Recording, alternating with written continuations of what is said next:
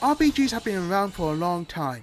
Most of the time you play them for days, grinding for experience, money and items just to survive through a dungeon, or to finish off that certain boss, then continue on with the story. The PC version of Half Minute Hero may seem like a typical JRPG at first glance. It is an entirely different game altogether.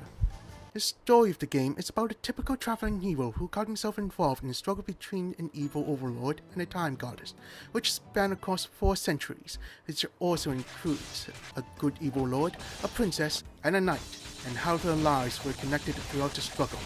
The graphics of the game can be either set to retro, which gives it a nice 8-bit appearance of the PSP version, or the neo-cartoon style of the Xbox 360 version, which in my opinion is very goofy, but nonetheless lets you see the goddess's various facial expressions during the dialogue scenes. The most interesting part of this feature is that it can change how you play 3 of the 5 game modes. Evo 30 is an RPG-style game divided into 57 levels, each having the same goal, defeating Evil Lord within 30 seconds.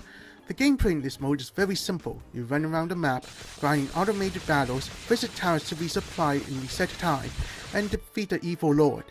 The levels can be replayed for finding an alternate route to the story, and getting new equipment, getting a different ending, or beating your own time.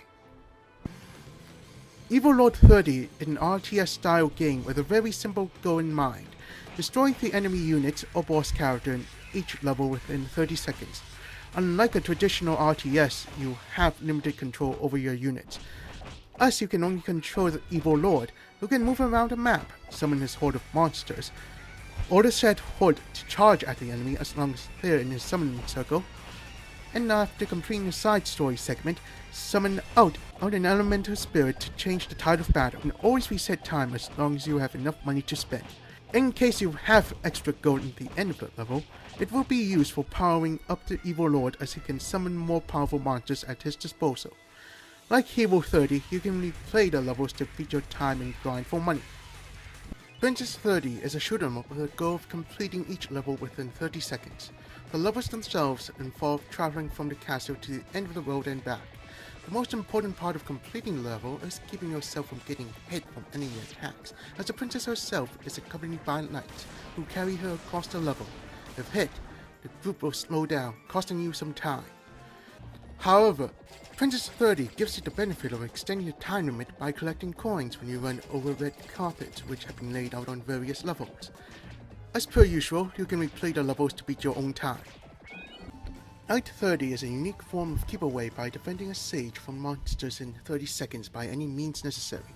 The levels in this mode requires you to think of how to keep the time count down to 0, while at the same time trying to keep the monsters away from the sage so the timer won't reset, as the sage can only take 4 hits or it's game over.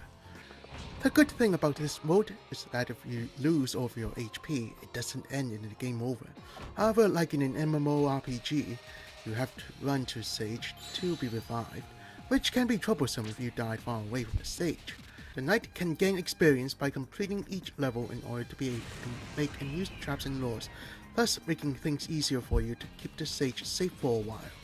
Again, you can replay the levels to beat your own time and grind for experience. Lastly, Hero 300 is the 5-minute epilogue of the game, tying in the ending of Hero 30 and the events of other games together.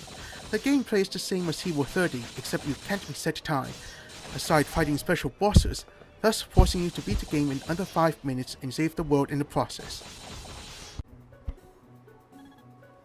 The dialogue of the game is funny for the most part due to different character quirks like the time goddess being a greedy opportunist, the various bosses having lines befitting more to their individual gimmicks, and the princess changing from being naive and spoiled to the full-grown action girl. In the end, Half Minute Hero is a quick, simple, fun game to play even if you're not a big fan of RPGs. The various game modes provide different ways to play, and the ability to replay the levels to beat your own time and seeing different endings gives it a great replay value.